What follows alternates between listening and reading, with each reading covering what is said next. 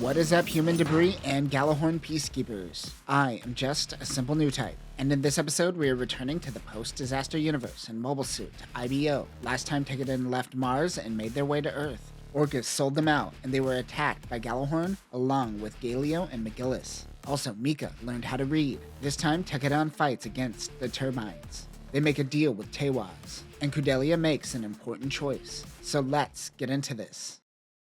Mariba demands that they give back the will of the Wisps, but they cut off the laser comms. A man pushes him out of the way. He introduces himself as Naze Turbine. Does the dub directly change his name to Wind Turbine, or are they hipsters who keep it Naze? The name's Naze Turbine. They are the transport division under Teiwaz. It seems Mariba has been working under them and they want their ship back. Even though CGS doesn't exist anymore, Mika simply says he wants all his friends to stay together, which wouldn't happen if they give in to his demands. That is all Orga needed to hear to decline Naze's offer. Biscuit interrupts. The Turbine team says, "Biscuit, you sound delicious." He suggests that they allow them to use the space highways to finish their job for Kudelia. But Naze says, "Don't come at me with your logic. This is about Praido." The Turbines and their Hammerhead prep for launch. The TIR-0009 Hammerhead is the Turbine's mothership. It has wide front armor that gives the appearance of a hammerhead shark. It also has a nursery for the Heron. Nice. Weapons include 2 anti-aircraft guns, 12 missile launchers, and 5 main guns. Biscuit wished Orga tried to negotiate more. Orga must show a strong front on their first mission. Atra, quick, save the soup! Shino, Mika, and Akihito will launch. Orga wants Eugene to act as captain of the Will of the Wisps. As he launches in the Hyakuren, the STH-05 Hyakuren is a general-purpose mobile suit used by Teiwaz and the Turbines. This is built off of the schematics from the Calamity War that became the Teiwaz frame. Because Galahorn has a monopoly on Ahab reactors, they have to steal and use older reactors. It is the first non-Galahorn frame created in some time. This still hasn't reached mass production, and there are only 44 units. These units are made with cheap materials than what are called the single numbers, which are the first 9 machines. This finds a perfect balance between long and short range. Under gravity, its armor is removed. Hyakurens usually operate in pairs and sometimes with the Hyakuri. Weapons include a 100mm rifle cannon, a single-edged blade, a knuckle guard, a 4-barrel rocket launcher, and a revolving grenade launcher. Mobile suits use different frames.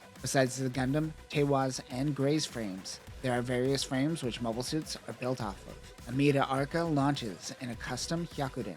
The STH-05 AC Amida's Hyakuren is one of the single-number Hyakurens. The Jupiter metal of this mobile suit has a higher purity, which creates more shock absorption, protecting the Ahab reactor. Besides the materials, this is exactly the same as other Hyakurens. Hyakuren means well-trained or well-mannered, not to be confused with Hyakuen, which is a 100 yen store, the equivalent of a Dollar Tree. Mika launches in Barbados' third form. The third form integrates the wire claw that Tekkadan took from the battle with Galio's Schwalbe Greys. They send out their secret weapon, the Hyakuri. The STS Hyakuri is a turbine mobile suit used mainly for patrolling. This also uses the Teiwaz frame.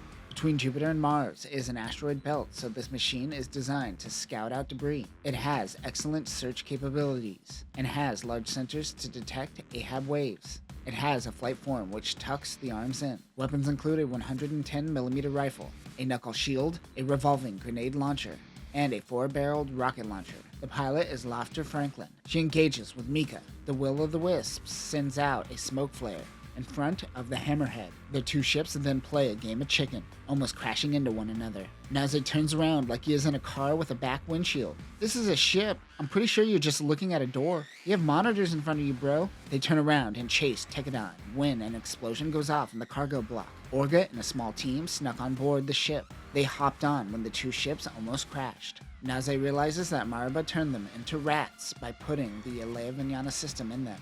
He thinks, oh shit, these kids have nothing to lose. Mika uses the wire claw and latches onto Lofter. Meanwhile, Akihito's Grays is struggling to keep up with the Hyakurens. Mika is slammed into an asteroid, but he uses the mace to stop Lofter Franklin in her tracks. That is when Naze tells everyone to stop fighting. And just in time because Akihito was about to die. We cut to a flashback to Orga's POV as he storms the Hammerhead and hacks into their systems. Mariba tells them to kill them quickly. Meanwhile, Orga and his team don't have a hard time getting to the bridge. Naze goes, I'm gonna let this play out. Orga comes onto the bridge and aims a gun at Mariba's head. Fun fact, the rolling of the tongue in Japanese is referred to as makijita and is seen as vulgar. Does that mean they find Spanish-speaking people trashy? How unfortunate. Naze tells him not to kill Mariba. After seeing what they are capable of, they are willing to work out a deal. He stops his pilots. Nadi wasn't able to get Barbados at 100%, so he apologizes to Mika and tells him Orga went to strike a deal. Orga goes, so, only women on this ship I see. Naze says, oh, these are my bitches. They want to hire Turbine to help them transport Kudelia to Earth. They also want to be made a subsidiary of Teiwaz. Naze says he will connect them to higher-ups. He will still have to convince them. Mariba earlier referred to Kudelia as property. They want to know what he meant. Naze wonders what they know about Galahorn.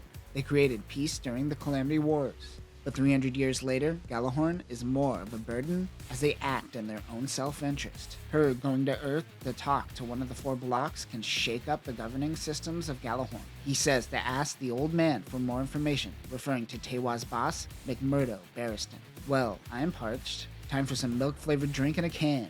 They're heading to Saisei with Turbine, which is a base of operations for Teiwaz. They set up laser comms with Mars to find they are almost out of funds back home. It ran out faster than they expected. Mika tells Orga that he wasn't good enough in battle and has to try harder. He and Biscuit talk to Naze about setting them up with traders that can handle Galahorn parts. He realizes they are struggling, so why reject his offer to begin with? It was because they can't break apart this team. Naze says, hey man, I'm all about harems, so that sounds a little Galio to me. Orga says it is because they are connected by the spilt blood of their dead comrades. Naze wonders if Orga is ready for the burden of responsibility that comes with being a leader.